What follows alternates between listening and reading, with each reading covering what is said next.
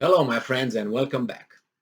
Do you remember when the Western media uh, put forth Western politicians, experts, economists, advisors who told us that once Russia invades Ukraine and they will put sanctions on Russia, economic sanctions on Russia, Russian economy will just hit the bottom and the Russian ruble will be gone, zero. Well, you see, like always with experts and advisors, you do your own research better than listening to these guys, or at least put them, you know, one some against the others and figure things out. Because for about 2 days, the ruble indeed collapsed and then bounced back. The economy, the Russian economy, did not wane away, but on the contrary, some Western economies are not doing that well. They're all talking about some. There's going to be a big issue. It's going to be a high inflation. It is in high inflation already, and uh, the economies are not doing very well. Nevertheless, they talk about their economies even going into a recession now, and with all these sanctions that actually imposed on the Russian economy and on themselves, it seems like. So let me read you the article that I have here that talks about the ruble new achievements, the Russian ruble.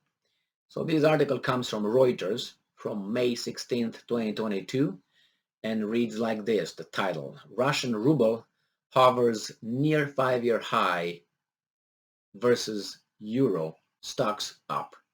So the Russian ruble firmed past 64 per dollar on Monday and climbed towards a near 5-year high against the euro, supported by continuing restrictions on currency trading. Oh, the ruble is the world's best performing currency this year. Oh, I think I'm gonna just go and change my dollars into rubles. But will anybody buy my rubles, use my rubles, accept my rubles? But nevertheless, it says, although this is due to artificial support from capital controls that Russia imposed to shield its financial sector in late February after sending tens of thousands of troops into Ukraine. So they were prepared somehow, like blocking each and every doo-doo thrown at them. But, well, it says here that at 7:44 GMT, the ruble was 0.9% stronger against the dollar at 63.96, hovering near its strongest mark since early February 2020 of 62.62, which it hit on Friday.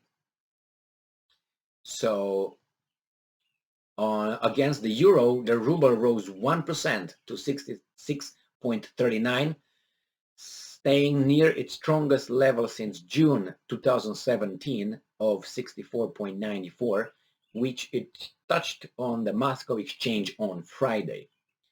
And now they talk about geopolitical tensions between Moscow and the West. Well, the West did not impose any embargoes, anything on the West. Uh, Moscow did not do that, but nevertheless, and fears of new sanctions packaged to punish Russia for what is called a special military operation in Ukraine are in focus, but their impact is cushioned by mandatory convention of foreign currency by export-focused companies and by other restrictions. The ruble firming today may be moderate, but the dollar rate could gradually decline to 62. Now, Russian stocks indexes were up. Oh my God. Are they doing great or something? I uploaded 2 videos with some industries that benefited greatly from this blockade and this embargo and sanctions on Russian fossil fuel. And it's said that one company in Saudi Arabia, the biggest company actually, made a profit in the first 3 months of this year, or since the war started, of $80 billion. And then we have other 20 big companies with energy that they made combined. They made a profit in the first quarter of this year of almost $100 billion. So some industries, some companies, some CEOs, some investors are doing great, great, great. That makes me think of certain problems here, because you always, when a crime occurs, one of the things is follow the money, correct? And que bono, who benefits? And then it seems like the Russians are doing okay, but I don't know for how long. But it's been what, almost 3 months, 2 months and a half, and they're still there. The other guys are talking about high inflation. They tapped the oil reserves, correct, just to stop the Americans tapped the strategic oil reserves of the United States of 714 million barrels that they have in Texas, and they're taking out 1 million barrels a day for 6 months to keep the gas prices down. It doesn't really work, to be honest with you. But the dollar denominated RTS index was up 1.7% at 1,150.9 points. The ruble-based MOEX Russian index rose 1.6% to 2,343.9 points. I don't know who's shooting who in foot, but the thing is, the India government of India decided not to export grain anymore. India is the second grain producer in the world. They said they will provide some for their some countries for their security reasons. That mean like they have to be not famine anywhere. The Ukrainians are, I think, the fourth or the fifth in the world grain producers. Their ports are blocked by the Russians, according to the media. So there's not much of grain in the world. So the price skyrocketed for that too. And they're talking about a worldwide famine. I don't know if from some, wheat here.